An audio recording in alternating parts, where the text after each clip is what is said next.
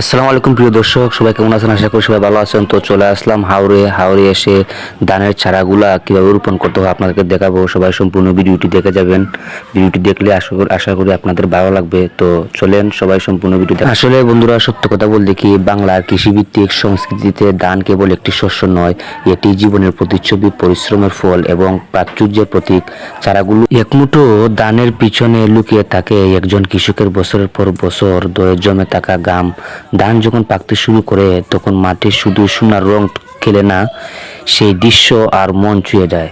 এই সবুজ শ্যামল ধানের মাঠে দাঁড়িয়ে চোখ বন্ধ করলেই মন হারিয়ে যায় এক সহজ সাদা মাটা জীবনে।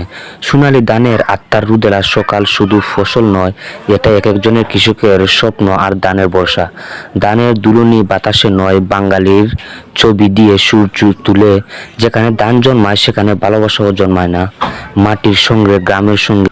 বন্ধুরা, এই সবুজ দৃশ্য এসে আজ আমার অনেকটা ভালো লাগলো। এই সবুজ দৃশ্য, ধানের দৃশ্যগুলো দেখে। ধান চাষের যেমন সময় ও ধৈর্য দরকার, তেমনি জীবনের সফলতা চায় পরিশ্রম। পরিশ্রম ছাড়া ধান ফলানো সম্ভব না।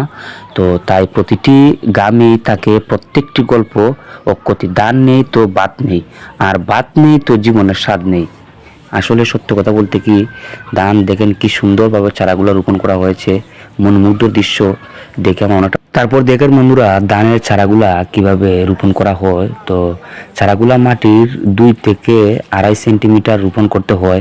বেশি গভীরে রোপণ করলে চারাগুলো ঠিক মতো মাটিতে লেগে বাড়তে ও কুপি ছাড়তে বেশি হয়। তো বন্ধুরা, আপনাদেরকে দেখালাম সবুজ ধানের দৃশ্যগুলা, আসলে অসাধারণ দৃশ্যগুলো আপনাদেরকে দেখালাম। বাংলাদেশ কৃষিপ্রধান দেশ, কৃষিকাজ ছাড়া আর কি করবে?